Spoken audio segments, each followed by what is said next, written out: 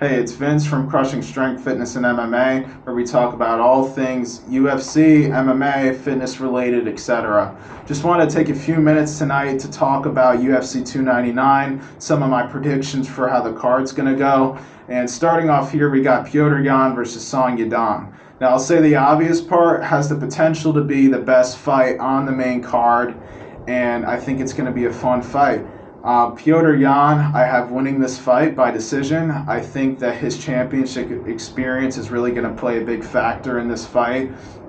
The fact that he's fought the likes of Jose Aldo, Aljamain Sterling, Merab, and I think despite his recent losses, I still think he's one of the top dogs in that division, and I think he's going to get this one done. Song Yadong is, of course, has been doing very well in the weight class, but I don't know if he's quite ready for that big step up in competition yet. So I'll say Yan by decision. Now moving up, we got Gilbert Burns versus Jack Della Maddalena. Now Della Maddalena, I think, could potentially be fighting for a title someday. You know, I've been watching him since his first fight in the UFC. He's looked incredible in almost every fight. And, you know, his ground game's very good. His striking's very crisp. He keeps his defense very well. He lands those body hooks are amazing. I think his left hook to the body is amazing. And I think he's going to get this one done against Burns. Now, I'm not counting Burns out at all, despite the fact that he lost to Bilal Muhammad recently. He's definitely still a top 5 guy in that weight class. You know, you look, he's fought the likes of Hamza Chimaev, almost gave him his first loss. He fought Kamaru Usman, almost took Usman out in that first round. So I think this is going to be a great back and forth fight, but I think Maddalena gets it done by decision. Now moving up again, we got Kevin Holland versus Michael Venom Page. Now this is Page's debut. He's a former Bellator fighter. This is like the big anticipated fight for him, you know, making it into the UFC finally. But I still think Holland will get it done. I know that Holland has won some, lost some here, but I still think he's an outstanding fighter in both welterweight and middleweight. And I think that, you know, the fact that Page doesn't have experience against any other UFC opponents, and the fact that he did get knocked out a few times in Bellator, if I'm correct, I think will serve Holland very well. I think he could, if he could potentially get the fight to the ground, that would be great for him. And even if it stays on the feet, Page is very elusive, but I think it could be interesting. You know, considering they're matched in height and reach, I think so as well. So this is going to be another fun fight. Could be close. You know, I'm kind of not sure on who I think is definitely going to win, but it really could go either way. But I'll say Holland for now, just for his UFC experience. Now, moving up, we got Dustin Poirier versus Benoit Saint-Denis.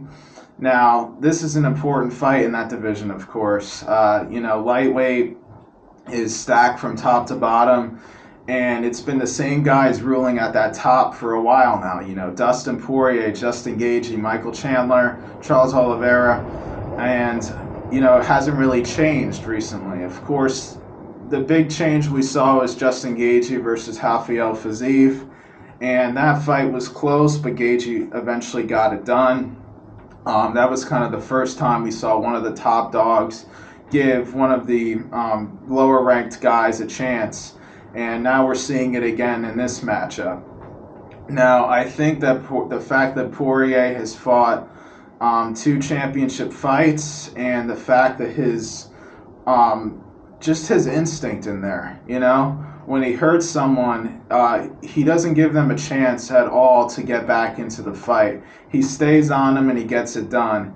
And I think Saint Denis is definitely a tough guy, and he's looked incredible in his first few fights in the UFC. But I think Poirier's experience gets it done, and his boxing. I think he could potentially, like he always does, land a high volume of strikes, and I think he either gets this done by a late TKO or a decision. Now, final fight of the main card, we got Sean O'Malley versus Marlon Vera. You know, another big fight. This is for the bantamweight title. The winner fights Merab. You know, a lot going on with this fight. So with this matchup, looking back on the first one, I'll say the obvious part again. Vera's going to look for those leg kicks, considering how O'Malley reacted to it in that first fight. Now, what do I think of how the match is going to go? Well, I think that the striking is going to be back and forth. I think O'Malley will do his best to keep his range like he does best. A lot of teep kicks, jabs, straights. He'll use his footwork. And Vera, I think, will just kind of cut him off, land those leg kicks. And I think this fight could go long. I don't see it ending too early. I think this fight will go all 5 rounds, and I'm really torn on this one. I don't know necessarily who has the better chance of winning, but just for the heck of it, I'll say Marlon Vera by 5-round decision. So those are my picks for UFC 299. Let me know what you all think, and hope you have a great night.